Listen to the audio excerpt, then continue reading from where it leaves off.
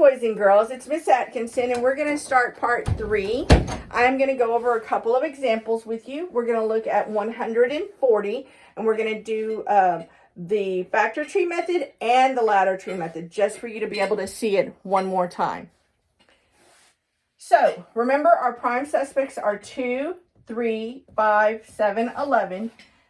And there are more prime numbers, but these are the ones that we're going to focus on for prime factorization. So 140, we're going to start with the factor tree. That way you just see what it looks like. 140, and I want two factors that give me 140. Remember, we start with the larger number for factor trees. So will 11 go into 140? No. Will 7 go into 140? Yes. 7 goes into 14. So I know that I can divide this by 7 to get a number. Well, if you don't know what it is, come over here to the side and do your scratch math. So, 14 divided by 7 is 2.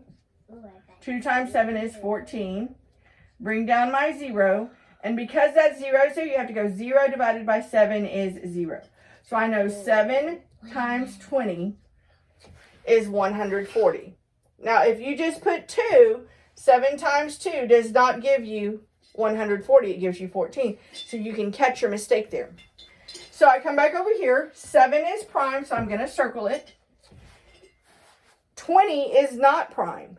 So again, I'm going to start with my larger number. 11 does not go into 20 evenly. 7 does not go into 20 evenly. But 5 does. 5 times 4 will give me 20. 5 is a prime number. 4 is not, because I know 4 is 2 times 2. So those are all of my prime numbers. And so I'm going to rewrite this now with my prime factors. It's 2 times 2 times 5 times 7. And you'll notice I put them in order from least to greatest. So when you multiply these out, 2 times 2 is 4. 4 times 5 is 20. 20 times 7 is 140. So these are two expressions. You can rewrite 2 times 2 times 5 times 7 with exponents. I have 2 2's. So that means I have 2 squared, or 2 to the power of 2, times 5 times 7 equals 140. This is using the factor tree method. Now we're going to use the ladder method, okay? So I'm going to rewrite this and move it over just a little bit to give myself a little bit more room. I'm going to make a T-chart. This is my scratch area over here. And remember, I've already done the math over here. But what I want to practice is you working the opposite way now.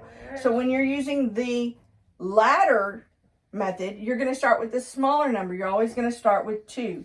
Can 2 go into 140? Yes, it goes 70 times. And if you don't know that, you can come over here and go 140 divided by 2.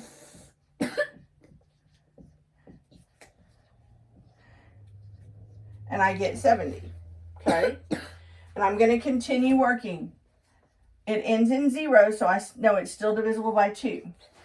70 divided by 2. 7 divided by 2 is 3. 6, subtract, that's 1. Bring down my 0. 2 times 5 is 10. So 35. 70 divided by 2 is 35. Okay? So, will 2 go into 35? Well, it ends in 5, so I know it's not an even number. So it will not, it's not divisible by 2. Can 35 be divided by 3? Well, 3 plus 5 is 8, and 8 is not divisible by 3. So I'm going to go to 5. I know 5 will go into it because it ends in 5. 5 times what will give me 35? 5 times 7. So 35 divided by 5 is 7. All right. I come back up here and I have 7. So I know if I divide 7 by 7, I get 1. So now I'm done. When you get to 1, it's 1 and done. So if I look at my primes again, it is 2 times 2 times 5 times 7.